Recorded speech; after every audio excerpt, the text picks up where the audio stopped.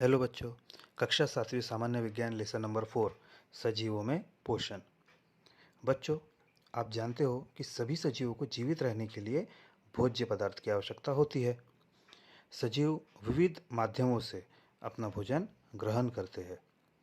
इस भोजन द्वारा सजीव विविध पोषक तत्व जैसे कार्बोज, प्रोटीन, जीवन सत्व, खनिज, वसा, विविध तंतुमय पदार्थ इत्यादि की प्रतिपूर्ति करते हैं। अब पोषक तत्वों को इंग्लिश में क्या कहते हैं? न्यूट्रिएंट्स, है ना। तो ये अलग अलग जो न्यूट्रिएंट्स है, ये कौन कौन से हैं? Carbohydrates, protein, vitamins, minerals, fibres and fats. तो ये सभी जितने भी पोषक तत्व है या जितने भोज्य पदार्थ है, उनका अलग अलग ये पोषक तत्व द्वारा सजीव अपना भोजन ग्रहण करते हैं। सजीव भोजन तथा पानी ग्रहण करके अपने विविध कामों में या अपने शरीर के विविध कामों में, विविध गतिविधियों में इसका उपयोग करते हैं। जैसे शरीर को ऊर्जा प्राप्त करना, शरीर की वृद्धि होना, शरीर की दैनिक क्रियाएं करना, है ना, रोग प्रतिकारक शक्ति बढ़ाना इत्यादि। इन सभी कामों के अंदर सजीव जो भोजन ग्रहण करते हैं या जो पानी ग्रहण करते हैं उसका उपयोग करते हैं। अतः सजीव द्वारा पोषक तत्व ग्रहण करके उसका विविध उपयोग करने की प्रक्रिया को पोषण कहते हैं। तो पोषण किसे कहते हैं बच्चों? पोषण की परिभाषा क्या होगी? सजीव द्वारा पोषक तत्व ग्रहण करके उसका उपयोग करने की प्रक्रिया को पोषण कहते हैं। अब इसी परिभाषा को यदि इंग्लिश में कहा जाए तो इंग्लिश में पोषण की या न्यूट्रिएंट्स की डेफिनेशन क्या होंगी? पोषण को इंग्लिश में क्या कहा जाता है? Nutrition. The process of taking in and using food which take place in living organism is called nutrition. It is the process of taking in and using food, है ना। अब ये तो हो गया बच्चों पोषण के बारे में। अब सजीव ये जो पोषण ग्रहण कर रहा है या जो पोषण सजीवों को मिल रहा है, उसकी सजीवों को क्या आवश्यकता है? ये पोषण द्वारा सजीव क्या क्या करते हैं? तो एक बार मैं फिर से बताता हूँ। पोषण का क्या आवश्यकता है? कार्य करने हेतु ऊर्जा की आपूर्ति करना, मतलब कोई भी काम करने के लिए जो ऊर्जा लगती है हमको, वो सभी ऊर्जा की आपूर्ति ये पोषण द्वारा होती है। शरीर की वृद्धि और विकास, शरीर की जो वृद्धि होती है, शरीर का जो विकास होता है, उसके लिए भी पोषण की आवश्यकता है। कोशिकाओं की छीजन दूर करना, ऊतकों की देखभाल करना, है ना, बीमारियों को प्रतिकार करने, शरीर को रोगों से बचाना। विविध बीमारियां जो आजकल हो रही है, कई सारी बीमारियों से हमको बचाने का भी काम हमारा ये पोषण ही करता है। तो इस प्रकार पोषण द्वारा सजीव विविध काम कर सकते हैं। अब ये जो पोषण है, सजीव विविध माध्यमों से अपना भोजन ग्रहण करते हैं। भोजन ग्रहण करने के कई माध्यम हैं, उसके अनुसार कई प्रकार के पोषण होते हैं। जैसे कुछ सजीव अपना भोजन स्वयं बनाते हैं और उससे अपना पोषण करते हैं। ऐसे सजीवों को क्या कहेंगे हम? स्वयंपोषी पोषण। इसे क्या कहेंगे हम? स्वयंपोषी पोषण।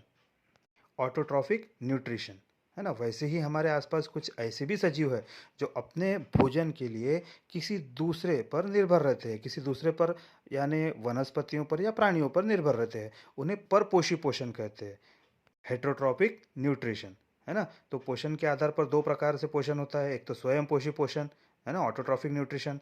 ऑटोट्रॉफिक न्यूट्रिशन में वो सभी सजीव आएंगे जो अपना भोजन स्वयं तैयार करते हैं, है ना। और दूसरा, जो सजीव अपने पोषण के लिए किसी अन्य सजीव पर या किसी अन्य वनस्पति पर, प्राणियों पर निर्भर रहते हैं, उन्हें परपोषी पोषण कहते हैं। तो इस प्रकार पोषण के आधार पर दो प्रकार से पोषण होता है। अब सबसे पहले हम लोग वनस्पतियों में किस किस प्रकार से पोषण होता है वो जानेंगे। हमारे आसपास विविध प्रकार की वनस्पतियां पाई जाती है।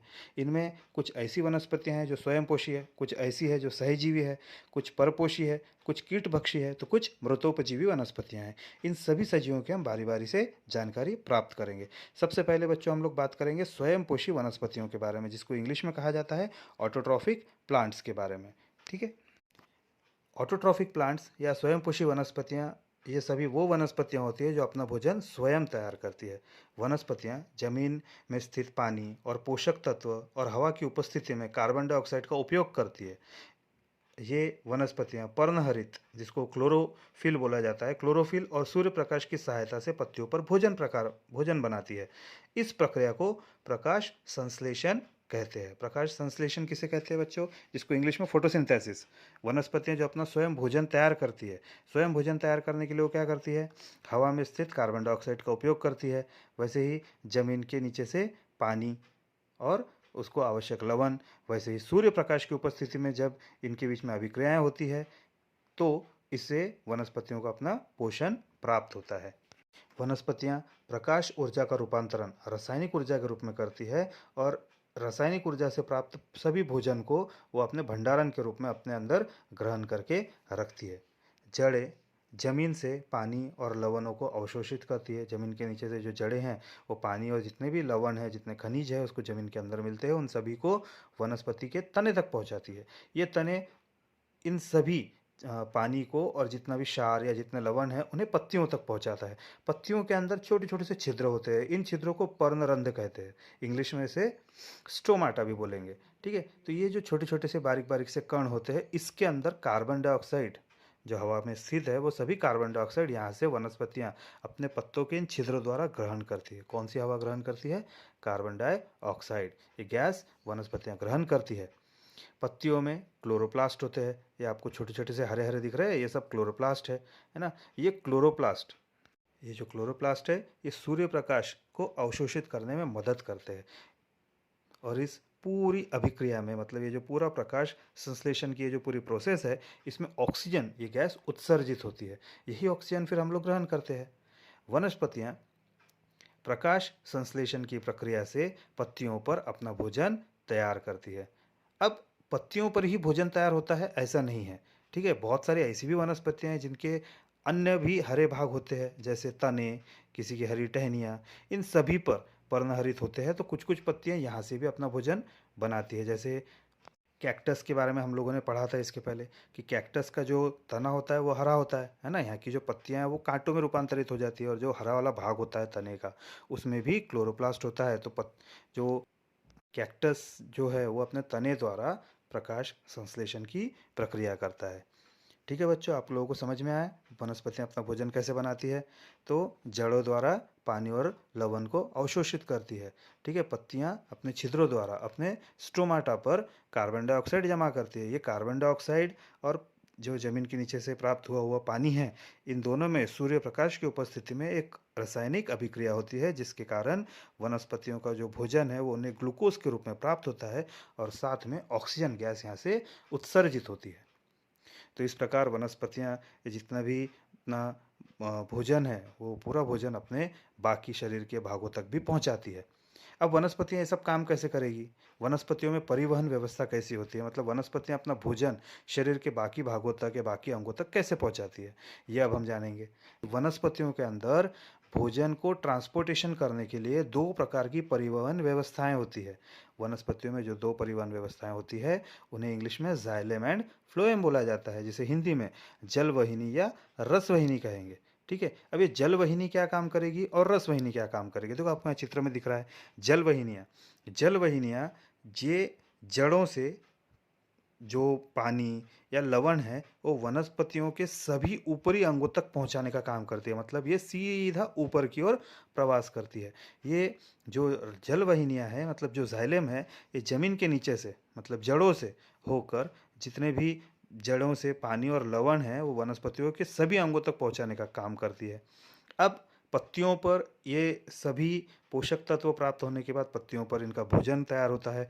पत्तियां ये जो पूरा भोजन है उसका भंडारण करती है और पत्तियों से, यहाँ से मतलब पत्तियों के भाग से रसवहिनियाँ ये बाकी के भागों तक जाती है। रसवहिनियाँ कौन सी है? जिसको हम लोग इंग्लिश में फ्लोएम बोलेंगे। अब ये फ्लोएम क्या करती है?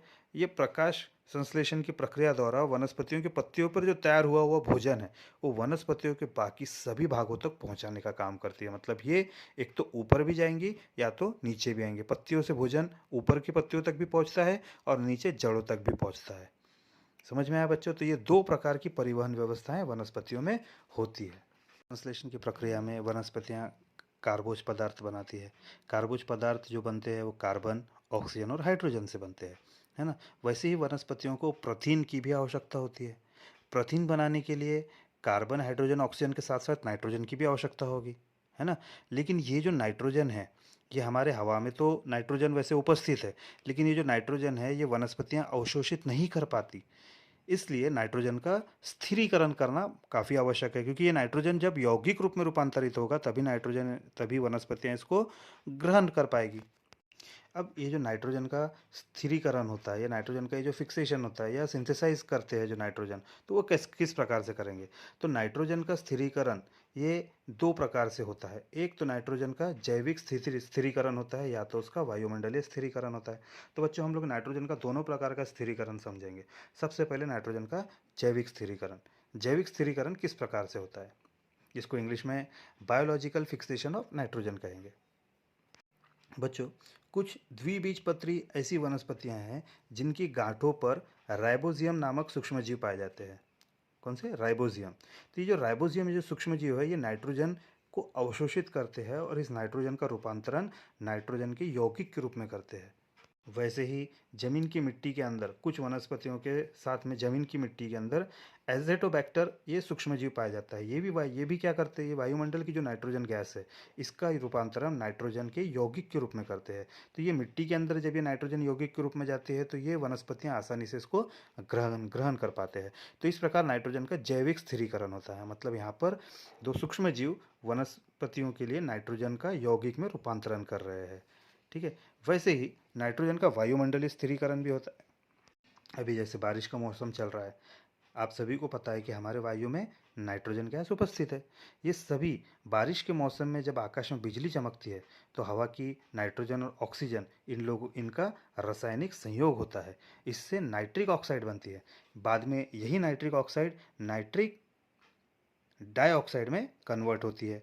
नाइट्रोजन डाइऑक्साइड ये बारिश के पानी में जब घुल जाती है तो इससे नाइट्रिक एसिड बनता है। नाइट्रिक एसिड जब ज़मीन पर आकर गिरता है तो ज़मीन के अंदर ये लवण के रूप में रूपांतरित हो जाता है। मतलब इससे एक तो दो प्रकार से इसमें इसका रूपांतरण होता है। एक तो इससे सॉल्ट बन जाता है और दूसरा इससे नाइट्रोजन के यौगिक बन जाते हैं। तो नाइट्रोजन का ये जो यौगिक के रूप में रूपांतरण होता है, इस प्रकार से भी ज़मीन को नाइट्रोजन मिल जाता है और सभी वनस्पतियाँ ये ज़मीन के अंदर के यही नाइट्रोजन की यौगिक का रूपांतरण कर अपने लिए प्रोटीन की व्यवस्था करते हैं।